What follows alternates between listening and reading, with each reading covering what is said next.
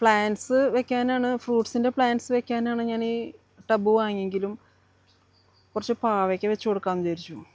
കാരണം മഴയുള്ള സമയത്ത് പാവയ്ക്കൊക്കെ ഇങ്ങനെ താഴെയൊക്കെ വെച്ച് കൊടുത്തു കഴിഞ്ഞാൽ അത് ചീഞ്ഞു പോണ്. അപ്പോൾ ടബിൽ വെച്ച് കൊടുത്താൽ അത് ഒരുവിധം ഉഷാറായിട്ട് വരുന്നുണ്ട്. അപ്പോൾ അത് മുന്നേ തന്നെ കുറേ ഇലകളൊക്കെ നിറച്ചിട്ടുണ്ട്. ഇനി കുറച്ച് വളങ്ങളും അതിലിടണം. ഇതിൽ കുറച്ച് പുല്ലുകളും വാരിയിട്ടു. ആ പുല്ലുകളൊക്കെ അഴുകി വരുമ്പോൾ നല്ല വളമായിട്ട് തീരും അത്.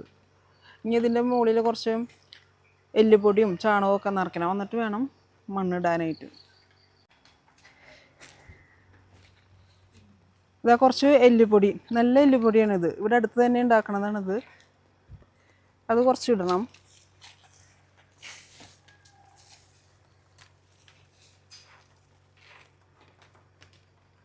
ഇനി കുറച്ച് ചാണകം ഇട്ട് കൊടുക്കാം.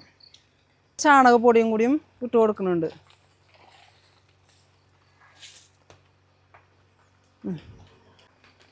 ഇതിൽ പിന്നെ കുറച്ച് നല്ല മണ്ണ്, എല്ലാ വളം കൂടിയും മിക്സ് ചെയ്തിട്ട മണ്ണാണിത്. അതും കൂടി ഇട്ട് കൊടുക്കുന്നുണ്ട്.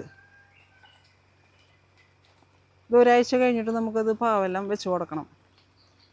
പിന്നെ ഇവിടെയൊക്കെ പന്തൽ, മുന്നത്തെ ഒരു പന്തലുണ്ടായിരുന്നു, അതൊക്കെ മാറ്റിയിട്ട് ഒന്നും കൂടി നല്ല ഭംഗിയായിട്ട് നല്ല സ്ട്രോങ് ആയിട്ട് പന്തലിട്ട് കൊടുക്കണം. ഇത് ഒരുവിധം നിറഞ്ഞിട്ടുണ്ട്. കുറച്ചും കൂടി മണ്ണിടണം. ഈ മണ്ണിൽ എല്ലുപൊടിയും വേപ്പും പിണ്ണാക്കും കുമ്മായം എല്ലാം കൂടി മിക്സ് ചെയ്ത് ഒരു മാസത്തിൽ കൂടുതലായി കിടക്കണം മണ്ണാണ്. അപ്പോൾ ഇത് ഒരുവിധം നന്നായിട്ട് നിറഞ്ഞിട്ടുണ്ട്.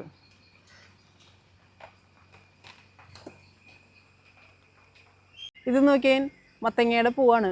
ഇന്ന് മത്തങ്ങയുടെ പൂവ് എടുത്തിട്ട് തോരൻ വെക്കാം. മുട്ടയൊക്കെ ഇട്ടിട്ട് ചെറിയൊരു തോരൻ.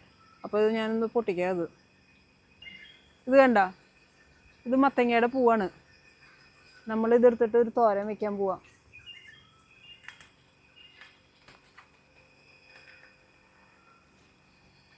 വെണ്ടയ്ക്ക ഇത്രയായി കണ്ട, വെണ്ടയ്ക്കമ്മൊക്കെ മുട്ടിട്ട് ഒടുങ്ങിയിട്ടുണ്ട്. ഇത് റെഡ് കളറിലുള്ള വെണ്ടയ്ക്കയാണ്.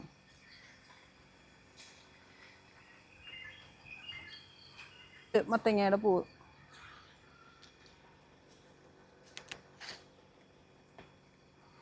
ഇവിടെ ഒരു ചെറിയ മത്തങ്ങ ഉണ്ടായില്ലോ, അത് പോയി തോന്നുന്നു അല്ലേ? അതെ, ഇവിടെ ഉണ്ടായി നിൽക്കുന്നുണ്ട് കണ്ട. ഇത് രക്ഷപ്പെട്ടു എന്ന് തോന്നുന്നുണ്ട്. പിന്നെ അതെ, ഇവിടെ ഒരു ചെറുതുണ്ടായി വരുന്നുണ്ട്.